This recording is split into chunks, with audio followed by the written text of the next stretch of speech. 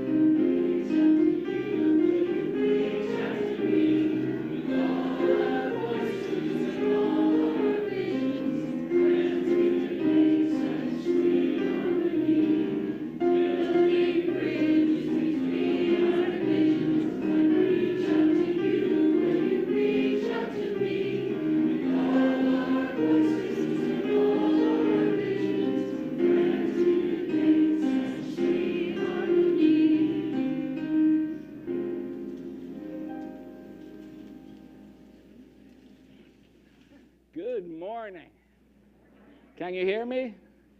All right. I just want to say it's such a strange thing. Like, none of the front rows are saying, I swear I used deodorant today. I swear. I'm Reverend J. Wolin, the settled minister here at the Unitarian Universalist Church of Sarasota. And welcome to our service. We especially want to welcome both visitors on campus as well as those who are watching online on our YouTube live stream. And for those who are going to be watching it later this week on YouTube. We invite all visitors to participate in any of the events at this church. We welcome you to find out more about Unitarian Universalism. You can sign up online on our website, uusarasota.com. And as well, if you want, you can sign up. There's a table right outside the front of the sanctuary. And if you sign up, you will get a weekly newsletter telling you about all of the different events that are happening here. As well, we have coffee and discussion after service, so please feel free to connect with and find out things that are happening or what is Unitarian Universalism. We look forward to getting to know each other. We now have a special announcement, which I invite Sharon Howard to come up from the Art Council.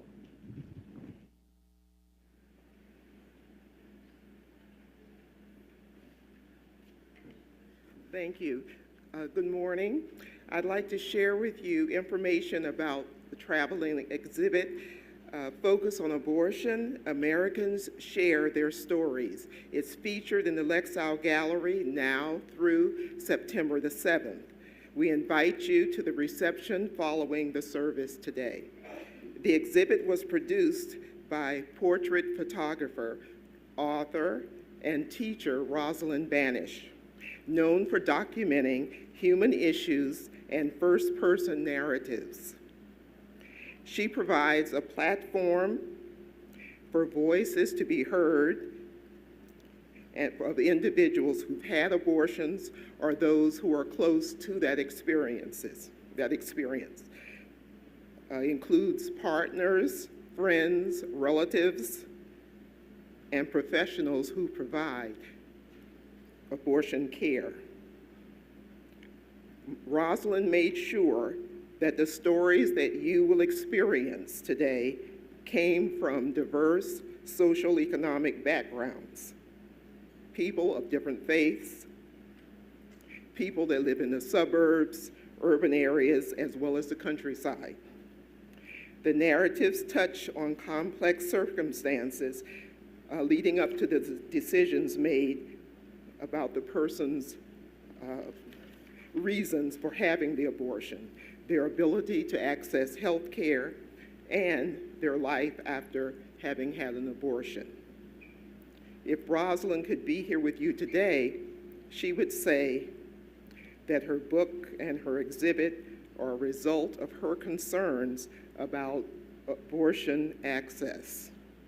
She would hope that by viewing this exhibit, it would encourage civil discourse and perhaps maybe nudge you towards doing whatever you can to protect a person who could get pregnant to have the right to make decisions about their health care. Thank you. Thank you. Thank you, Sharon. And now we are very lucky to have with us today Tom Ellison, his first song is Land of Make Believe, where we make believe, where we believe really and make what we believe in.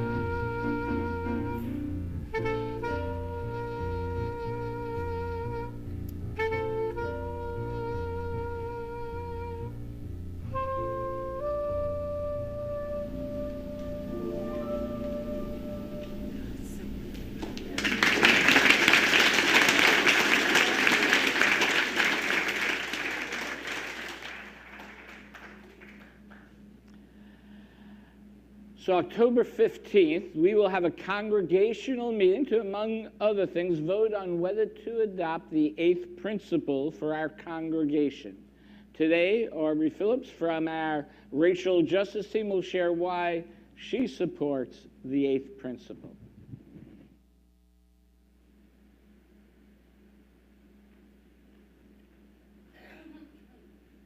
Good morning. The prospect of an 8th principle brought me back to Unitarian Universalism, and I'm humbled to share my 8th principle moment with you today. I came of age in Wellington, Florida, nestled between Belle Glade, the non-Hispanic white population of which is 10.2%, and the per capita income there is $18,000. And Palm Beach was on the other end of Palm Beach County at 90.9% non-Hispanic white population, with a per capita income of $194,000. My parents work hard to provide for us, and I attended good public schools, played barefoot outside, attended sleepaway camp in the Everglades, and a growing interest in ecology served as an introduction to environmental justice, so that by the time I left to attend New College, I had a sense of my privilege, but I could avoid facing it head on. That changed when I met my husband, Eric, who lived in Newtown. Most of our neighbors were renters like us, working hard to make ends meet in a housing boom. Unlike most of our neighbors, we were white. In class, I studied the environment, cities, urban life, and how public policy had shaped each. At home, there was nowhere to look away from the human impact of racial injustices, past and present. When I moved in, Carla, a middle-aged Black woman, lived across the street from us. We'd wave hi when we left for work. When fights broke out in the streets in front of our houses, the police would drive slowly by, but not stop to break up the brawl. We got the news that Carla's ex was out of jail one night when, wrapped in and bleeding through a bedsheet, she showed up terrified on her doorstep. The responding officers never even checked to see whether Carla needed medical attention. She did, and I couldn't look away. In 2006, Eric and I bought our first home in another historically Black neighborhood with a down payment of savings bonds from years of birthdays and holidays. Saving bonds my grandparents gifted each of their grandkids, having built wealth through home ownership, subsidized for them while denied to the grandparents of my Black neighbors. Realtors encouraged us to look for a better fit neighborhood, but Darian, a Black high school sophomore, proved we made the right choice as 2 doors down, his sweet violin sang out the first evening in our new home. 2 years into life in our cozy shotgun-style house, I'd learned what a drive-by sounded like, ceased to be surprised at the police officer, incredulous that, yes, we lived here, gotten on a first-name basis with the neighbors and been gifted more homemade pies than any one person could reasonably consume, and celebrated the election of our first Black president as we prepared, as much as anyone can, to welcome our own son. At Darian's senior concert a few months after we became parents, students shared post-graduation plans, and I saw how circumstance tempered these kids' dreams in a way that mine and my peers in Wellington a few years earlier hadn't been. I couldn't look away. Explicitly discriminatory policies had created and normalized homogenous communities of haves and have-nots. Our children were paying for it with their dreams, and our communities in this lost potential. My heart broke as I sat in that auditorium. I silently seethed, angry I had been taught the civil rights movement as a history. Segregation was ended, justice for all prevailed, and we didn't need to fight anymore. That day I made a promise to myself, to my infant son, to Darian, and to Carla, to not look away from the uncomfortable truth of injustice, but to bend my anger and grief into love, love with which to fuel the work to realize the full promise of our country and our communities for all Americans. Thank you.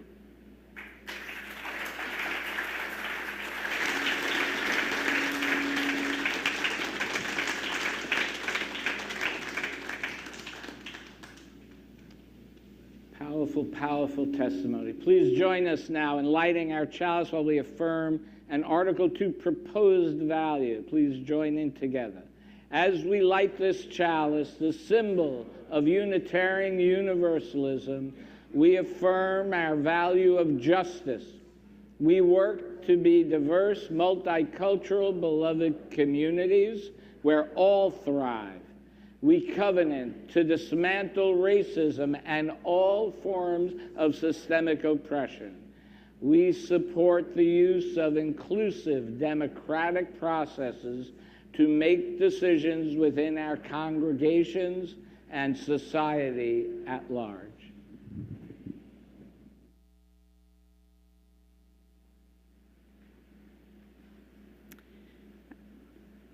Let me move this a little closer. I also want to thank you, Aubrey, for sharing that story. So powerful. So, today's story is It's Okay to Make Mistakes by Todd Parr. It's okay if you spill your milk. Uh-oh. You can always clean it up. It's okay to try a different direction. Uh-oh. You might discover something new. It's okay to not know the answer. Uh-oh. Asking questions helps you to learn. And if you make a mistake and fall down, it's okay to get upset a little, because just remember, your friends are there to cheer you on. And it's okay to fall down. Uh-oh. You can always get back up. It's okay to wear 2 different socks. Uh-oh. Others may try it too. It's okay to forget your umbrella. Uh-oh. Because you might meet somebody new. And it's okay to change your mind. Uh-oh. Because everybody is ready at a different time. It's okay to get mixed up. Uh-oh. Because you can always ask for help. It's okay if you are clumsy. Uh-oh. Because you might invent a new move. It's okay to get dirty. Uh-oh. Because a bubble bath is lots of fun. And it's okay to be shy, because being quiet can make you a good listener. It's okay to color outside the lines. Uh-oh, because it's good to follow your own path. Everyone has uh-oh moments. That's how we learn. So it's okay to make mistakes. Sometimes everyone does, even grown-ups. And that's how we learn. So, this is a great story as a follow-up to last week's The Creature of Habit. Because sometimes we get into habits and then are afraid to try or do something new because, well, what if I make a mistake? How embarrassing. It's not embarrassing. It's how we learn. This book is all about the different types of mistakes. Some are just like, oops, like the spilled milk, or something different like going your own way or drawing outside the lines, which is not always a mistake. And sometimes we think it's a mistake, but then you end up with something totally cool and new, and people see you as a genius. But the thing about making mistakes is to learn from them, to get back up and let it go and keep trying to do your best. So my oldest son, when I read him this story, said, oh, so I can just make mistakes all the time? And I was like, well, I don't think that's the point. The point is to learn and not make the same mistakes. Because if you keep doing the exact same thing and expect to get a different result, well, it's just not smart. So there's another word the adults know. So this year, as we explore as a faith and as a congregation ways that we can be better at defining who we are and what we believe, let's not get stuck in habits. Let's try new things. So I'm hoping you will join me in reading and discussing the book, Mistakes and Miracles. And inside your order of service is an inset with an information and how to sign up. And what if what we try doesn't work out and seems like a mistake? Well, let's just keep trying and keep learning. We can follow Eleanor Roosevelt's advice. Learn from the mistakes of others because you can't live long enough to make them all by yourself. So now I invite our younger UUs to join me in the West Wing to start our classes and find out what is at the center of our 7 principles. Thank you.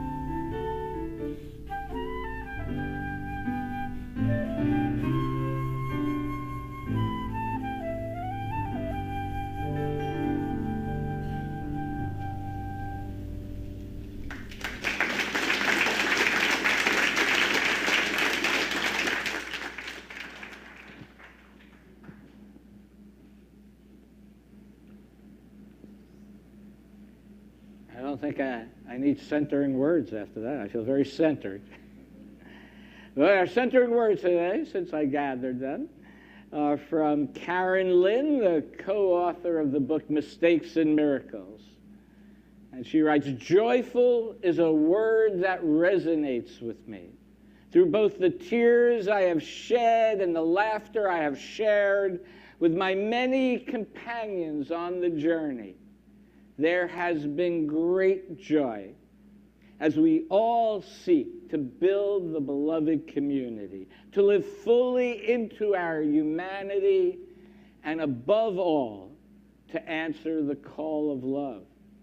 Even as I know there is no final destination, no paved path to follow, it is in the striving that I have come to know myself and others so deeply, and to understand that living my faith brings both great challenges and great rewards. It is a privilege to do this work." So as we enter into a time of silence, let us contemplate both the challenges and the rewards in our life and in our religious life.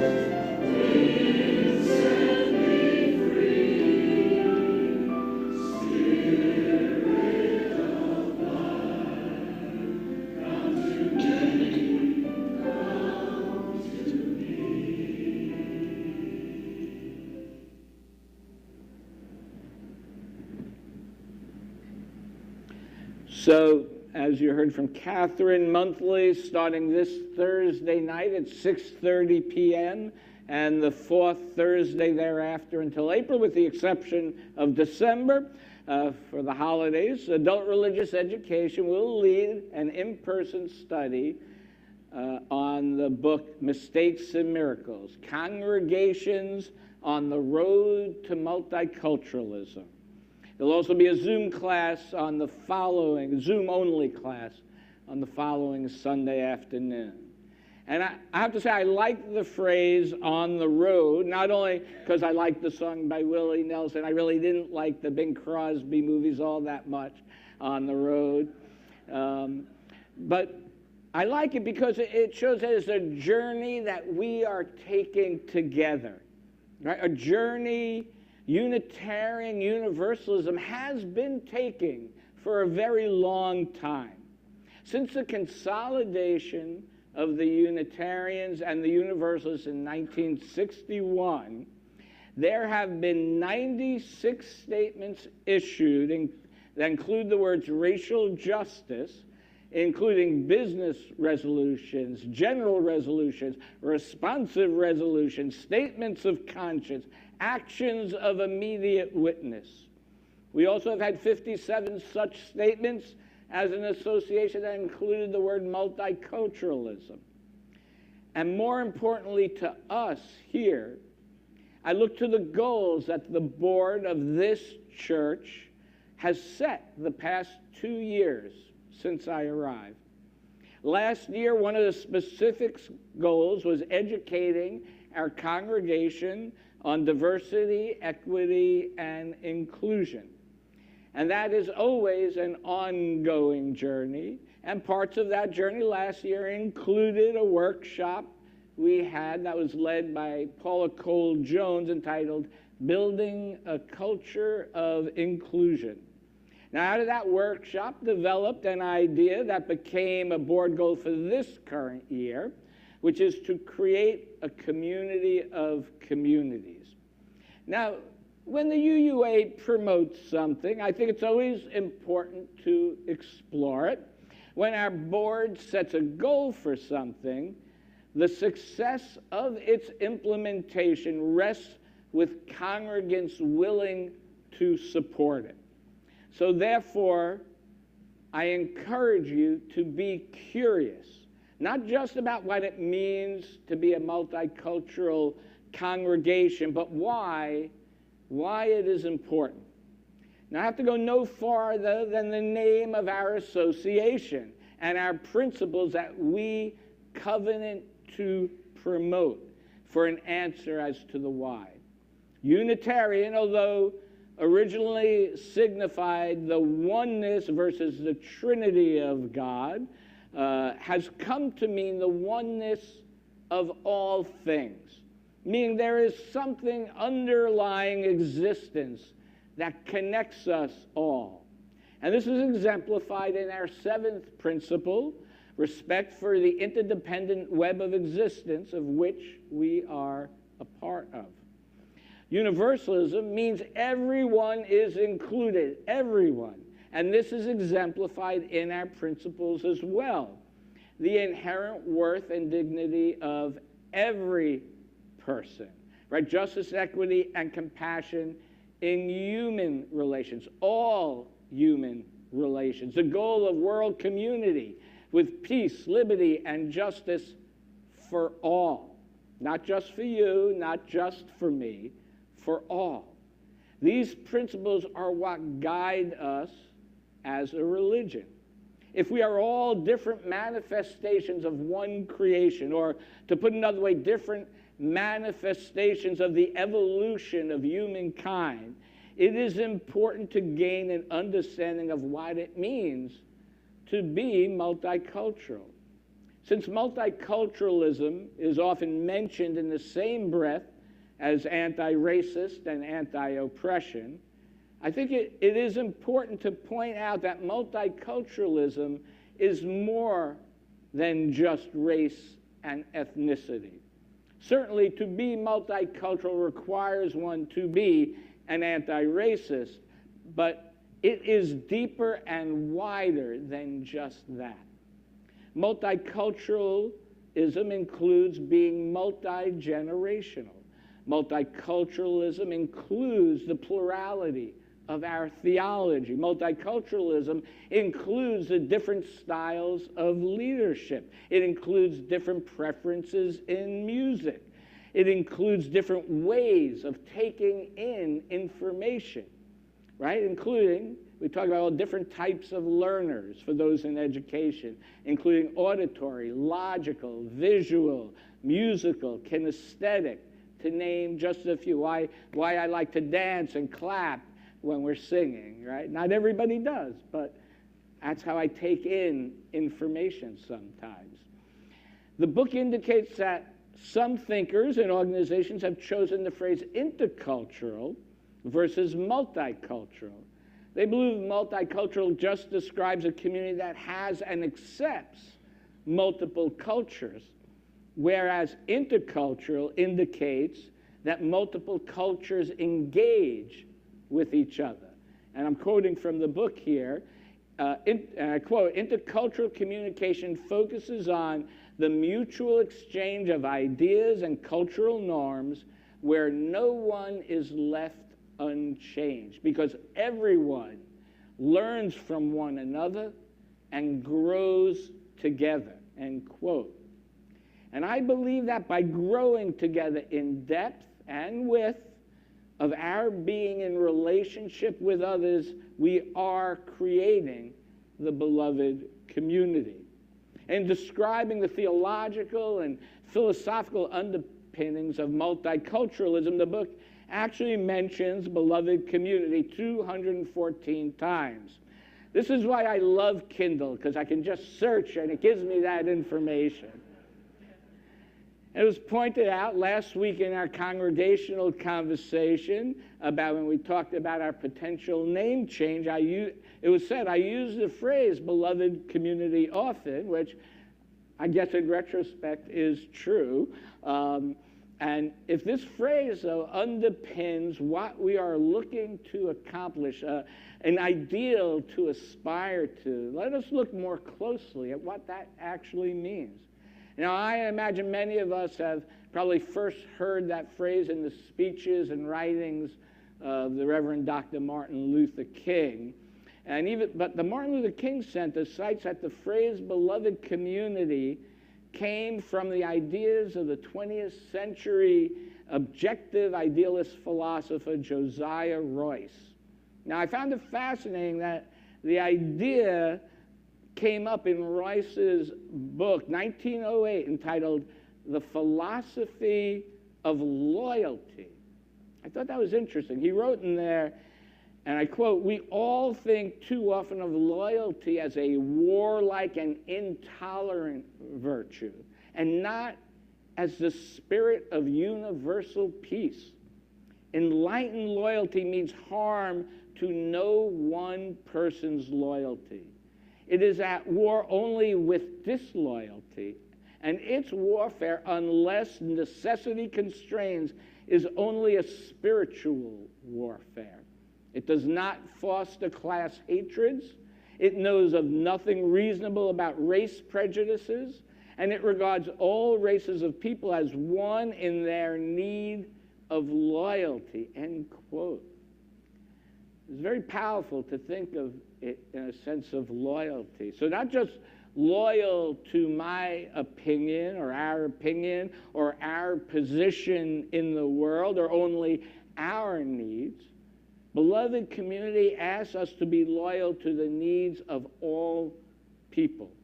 That all people are due the same loyalty that we have for each other with our covenants that we have with each other. That no person is left hungry or homeless or helpless. And that is the same for this church as well, that everyone is included, everybody belongs. Whatever sacrifices we have to make, whatever actions we have to take, whatever ways we need to constrain ourselves or to expand our capabilities, we owe our loyalty to all, especially to those who are struggling and those who are without power. And this is not some new idea that just has come up. This was the message of the biblical Jewish prophets.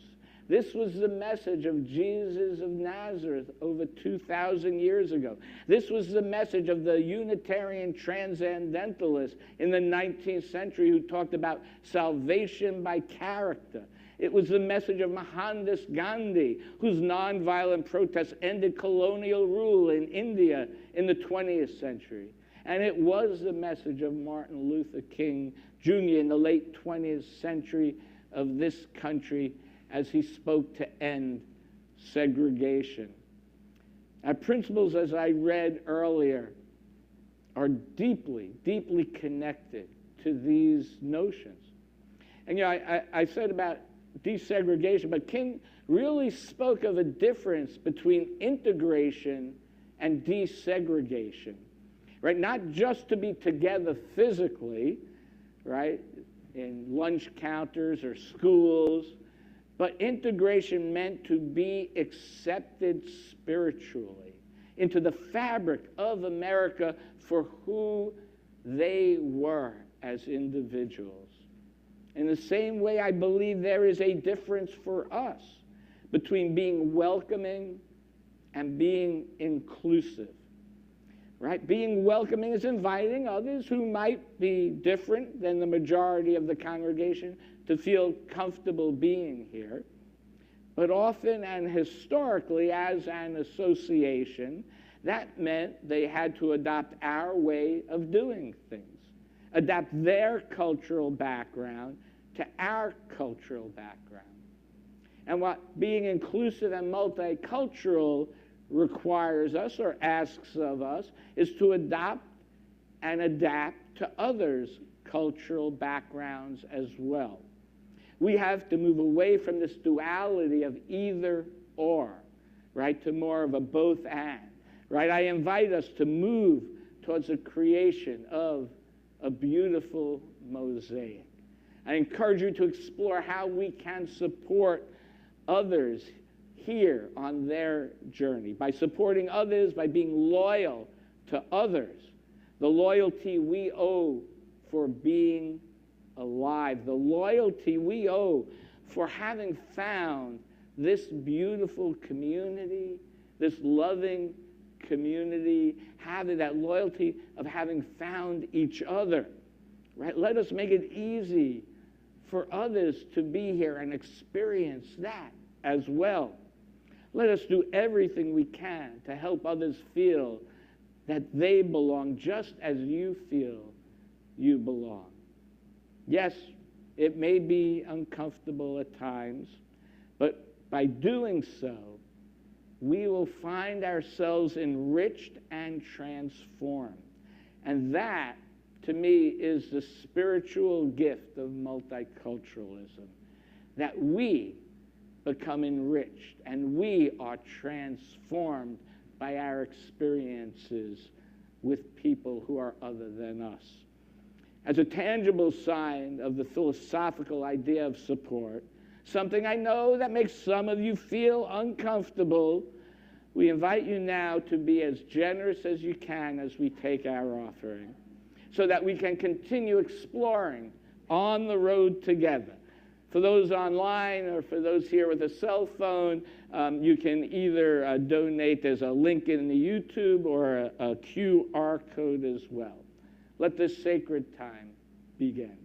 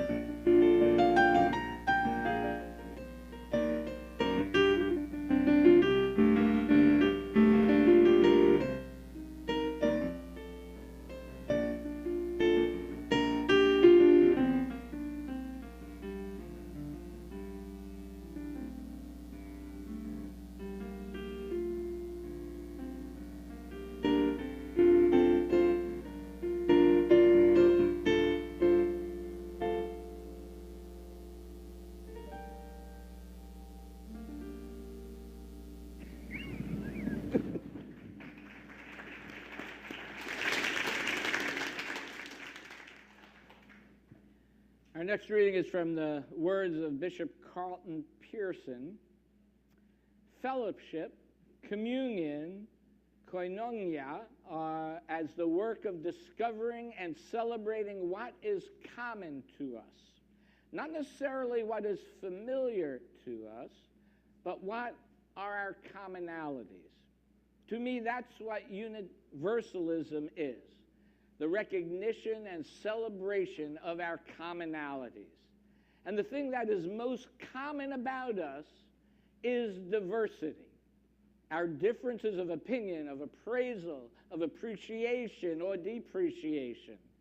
The Greek word for agreement is symphonino, at least according to Google Translate. That is how it is pronounced. Not to sound the same or sound alike, but to sound together. Right? I don't want the saxophone to sound like the viola. It's the harmony and the synchronicity. That's where true harmonic, intercultural, symphonic music occurs. And speaking of symphonic music occurring together, one last time, Tom Ellison and Don Brent.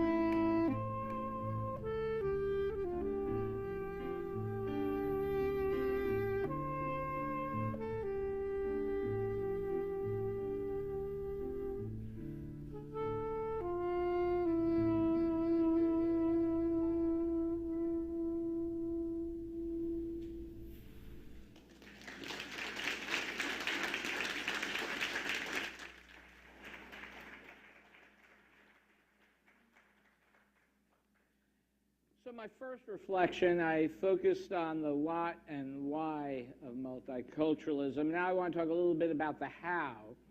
And the church has already been working towards this for a number of years. A group of members have been educating themselves on these issues, and we as a church have been reaching out to the larger community and finding out what their needs are and providing members with opportunities to work in the larger community.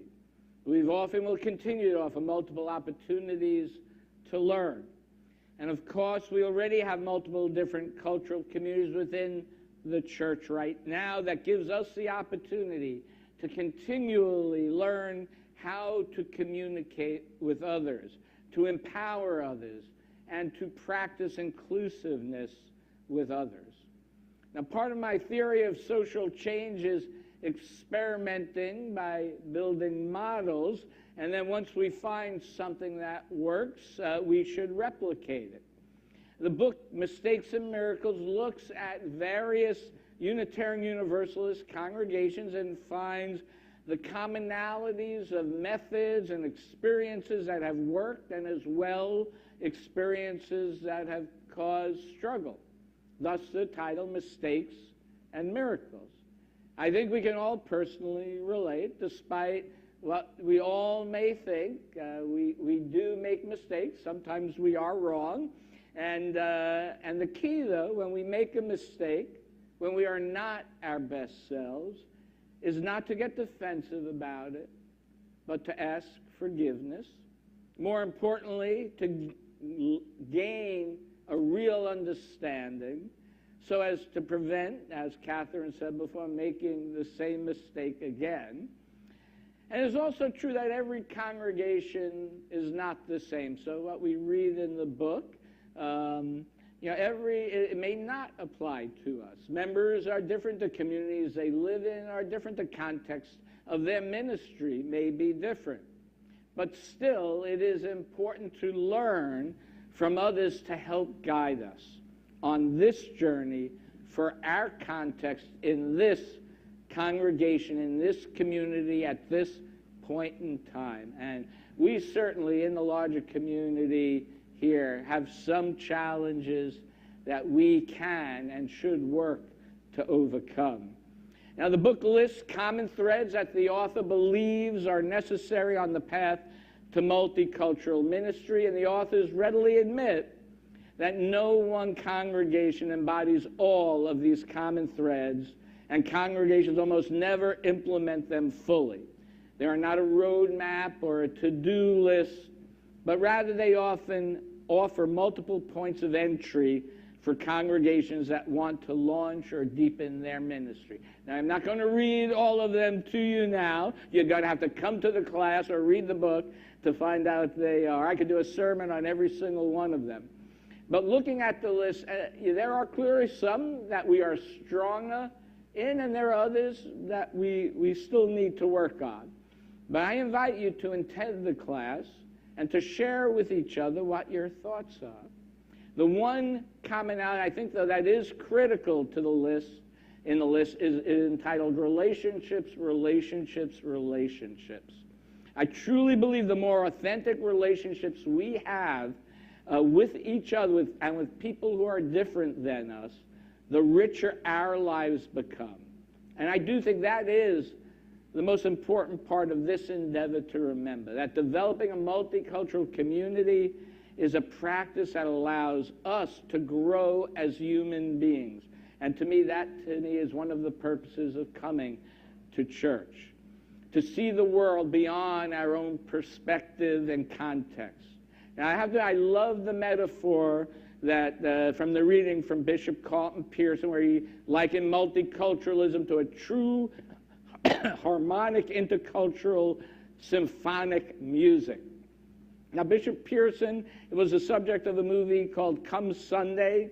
He was a Pentecostal minister with a mega church. Oral Roberts was his mentor. And then one day, after watching children dying in a country that wasn't Christian, he adopted Universalist theology. He could not believe that a God would be so cruel. And so therefore no one would be damned. And he preached that. And he lost his church.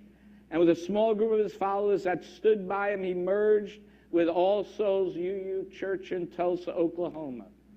And this is one of the stories in the book. These circumstances are not replicable, and as the book points out, was not without conflict.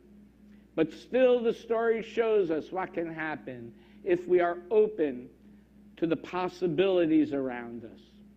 I know a number of you love symphony music, so perhaps his analogy connected with you. My musical metaphor for a multicultural community is that of a jazz ensemble, jamming and improvising with each other to make new music that is not scripted and well rehearsed, and yet is still imaginative and beautiful. So let us make music together with our lives together here. Let the music of our lives lead us to act with compassion and love. Let the music of our lives remind us that although we all may play different instruments, and although we all may not even be on the same beat, I know I'm told I clap on 1 and 3 all the time, but you can help me with that. If you clap on 2 and 4, I will know to clap on 2 and 4. So help me when that happens, right? Working together, we can get better, right? And when we get together in a relationship like that, playing together, working together, we make beautiful, imaginative music together and beautiful, imaginative lives and religious lives together. May it be so. I invite you to rise in body and or spirit for our closing hymn, number 305, De Colaris.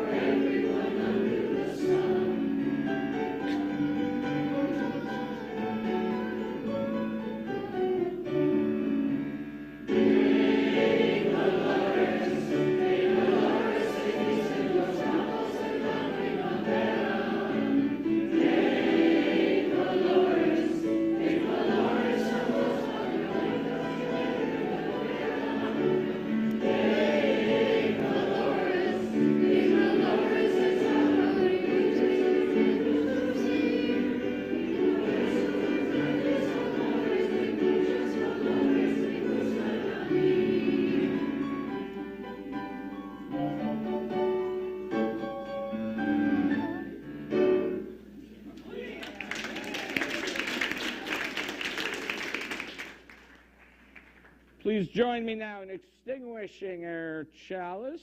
I know it's here somewhere. We extinguish, I could have done it with my fingers, but that might have burned.